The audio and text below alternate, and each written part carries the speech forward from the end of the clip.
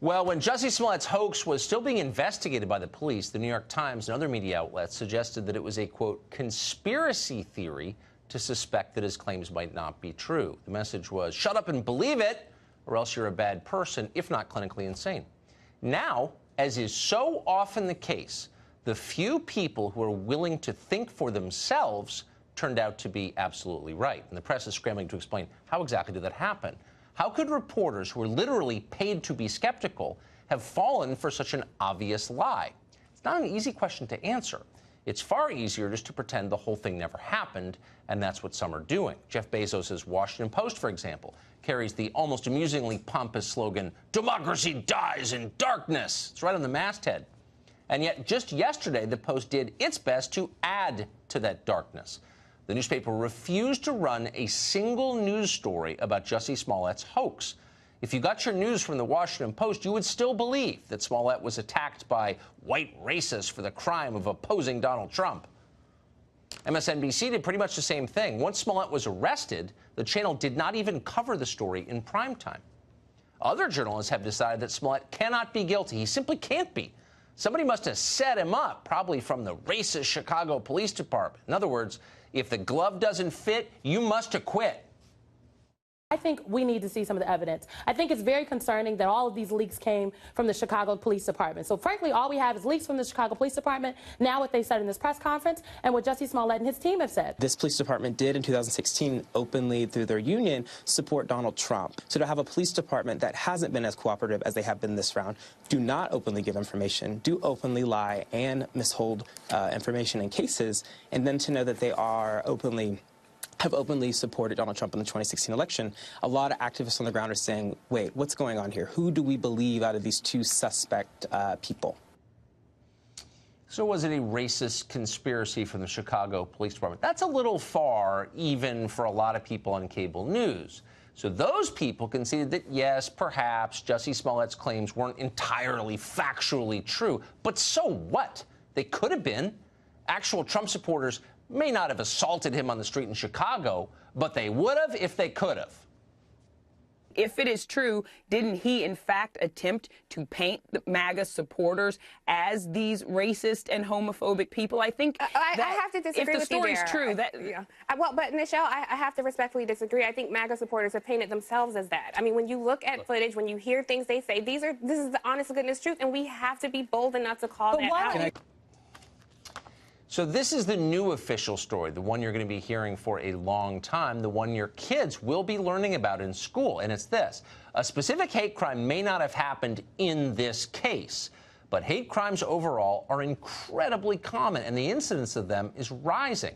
So the lesson of Jussie Smollett isn't to be more skeptical of hate crimes, but to be more credulous. CNN wants that to be your takeaway from the whole thing. It doesn't matter that its anchors slandered and defamed almost half the country over a lie. There's a much more important point here. Listen. This is an America where hate groups, hate crimes are on the rise. The reality is there has been a rise in hate crimes. There has been a rise of intolerance. We know that hate crimes are on the rise. A lot of people don't want to accept that. They want this to be trumped up. So the problem with what you just heard is it's a crock. It's totally false. In fact, it's provably untrue.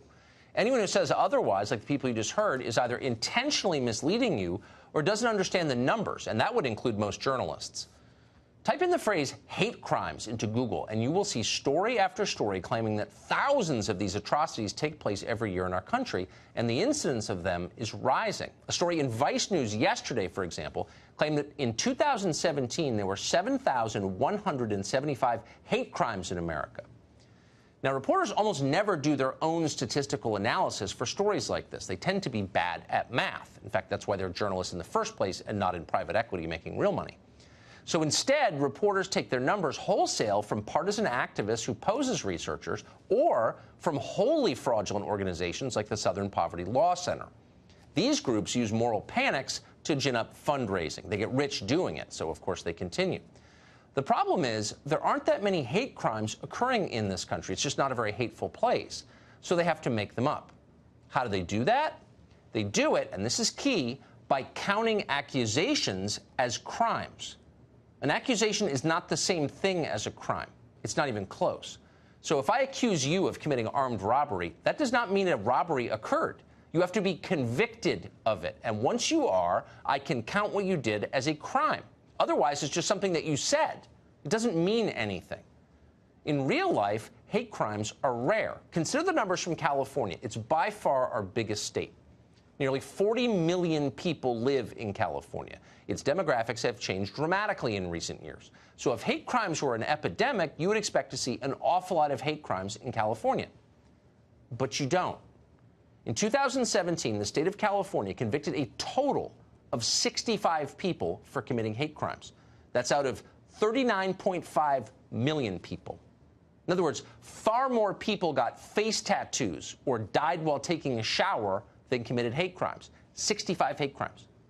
And by the way, that number has fallen, not risen. In 1996, California recorded 87 hate crimes. So that's the growing epidemic that Don Lemon and Chris Cuomo were just telling you about. They're lying. It's a fraud. Hate hoaxes, by contrast, are common. The media spend a lot of time denying that, which is your first tip that it's real.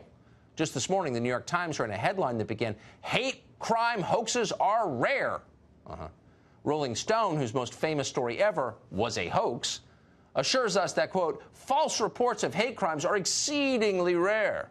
All the rest of the newsroom lemmings nod their heads in agreement. Yeah, don't believe your eyes. This stuff never happens. But it does happen. In fact, it happens regularly. Indeed, the higher the profile of the hate crime, the more likely it is to be fake. Those racist messages at the Air Force Academy you might have read about, the general who runs the place gave an anguished response speech. It seemed sincere, and it went viral. But the whole thing was fiction. The fake victims did it to themselves. Now, how about those 3 University of Albany students who were attacked by white supremacists on a bus a few years ago? Hillary Clinton immediately weighed in, of course. She was deeply outraged. "This is America," she said. Turns out the 3 students were the dangerous ones themselves. They'd attacked a woman and then invented the hoax to cover their tracks. Threats to Jewish community centers were a huge story in 2017. The press suggested they were the work of some deranged anti-Semitic Trump supporters, assuming that's not redundant in the view of the press. Once again, totally fake. An Israeli teenager did it. And so on and on and on. In the space of a single month, November 2016, there were at least 13 well-publicized hate crimes that turned out to be hoaxes. 13. That was also the month that Trump got elected, which tells you what's really going on here. Hate hoaxes are politically useful, and that's why people continue to stage them. We could go on about this and give you many more examples, starting with the Covington story just last month. There are lots and lots of examples. Hate hoaxes are so common that you could write a whole book about them, and people have. It's all public. You ought to look it up. Spend an afternoon reading the stories before they get scrubbed off the internet. It's an education. You will never believe CNN again, trust me.